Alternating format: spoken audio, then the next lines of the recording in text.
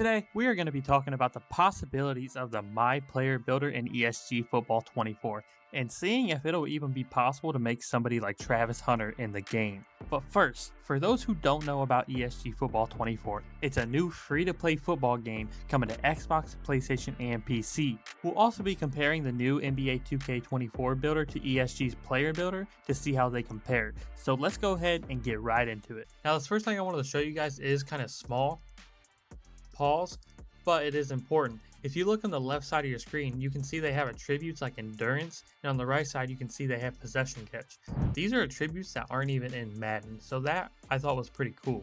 The next thing I really wanted to show you guys was the skills on the screen.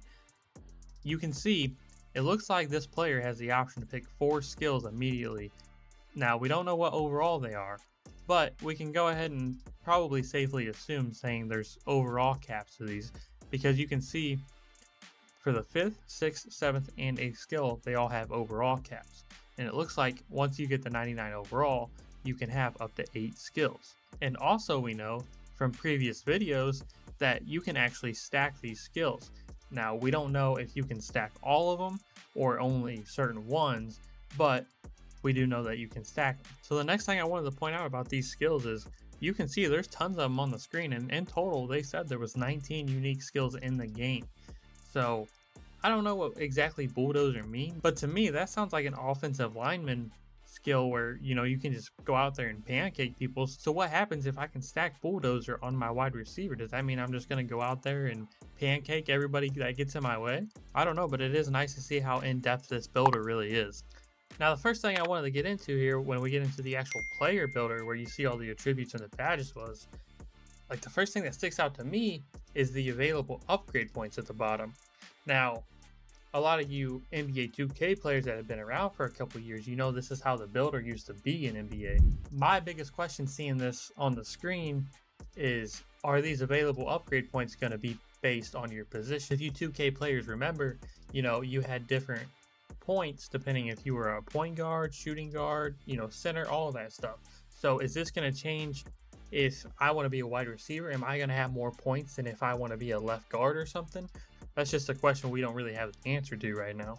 Next thing I wanted to talk about here, for those people who don't know, the weight of your player and the height of your player will also determine the outcome of your build. So like, for instance, right here, this guy is 6'11" and he's getting a +7 boost to his strength.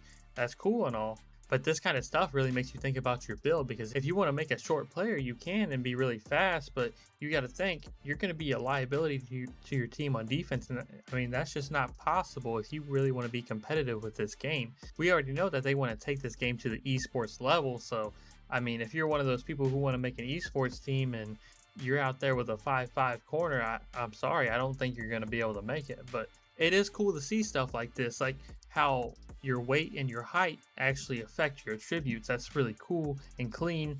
I mean, obviously they took the idea from 2K, but I mean, seeing it implemented in a football game is just so much different to me. One thing I'm not seeing in here that I hope is in the game is wingspan. That just adds a whole nother layer to your player, right? Imagine having like a 7-foot CB with like an 8-foot wingspan. Like, that would be crazy. So I hope that's in the game, but like I said, we don't see it here, so I can't really say if it is or not. Another question I had, and we really won't know the answer to until we get more news, is, are these positions locked? What I mean by that is, if I want to be a wide receiver, do I then have to be a cornerback on the other side of the ball, or do I get to freely pick?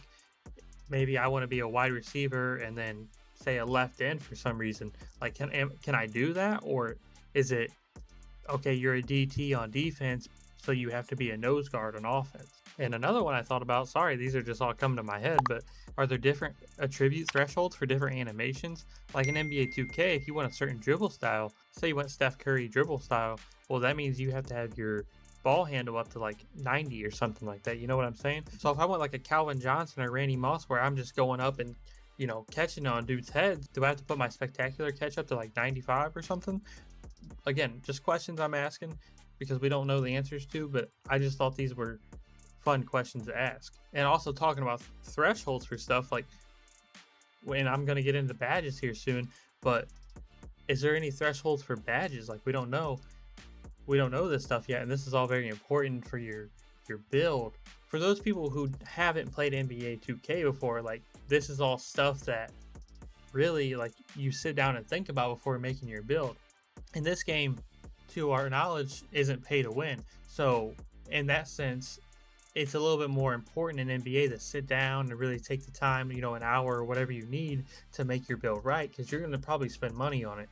In this game, it's nice where it looks like you'll just be able to trial and error it because we won't have to spend that money to increase our players' overalls or, you know, we want these certain animations or whatever. But you know what I'm saying? Like, this is stuff that really matters when you're sitting down trying to create your player, especially when you're playing on the esports level. You're going to want to mold your character around your team to fill in needs that they might need. Like, say your team runs man a lot. Well, there's no point in making a cornerback that's, really good in zone. Like, you might want some zone, but if that's not your main scheme, then why would you prioritize that? These are just things that you had to think of.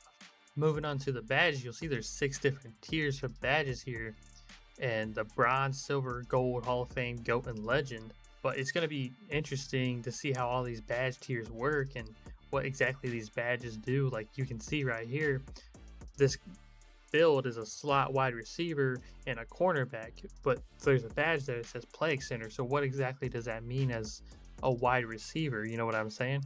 So it's very interesting to see how some of these are going to work, and I'm sure we'll get more information on it soon, but until then we can really just speculate on it.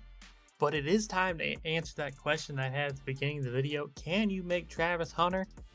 Well, it looks like it. I mean, go ahead and give him that human highlight and the active hands badge. I mean, give it to him. GOAT.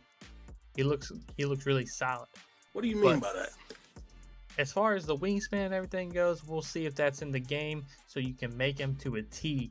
I know I'm really looking forward to trying to make all these different legends and players in the real NFL in the game. Like Tom Brady. I want to make Tom Brady. I want to make the GOAT, But that is it for today's video. If you guys enjoyed the content, stay tuned because we got tons of ESG stuff coming out. And like that video. I'll see y'all later. Peace.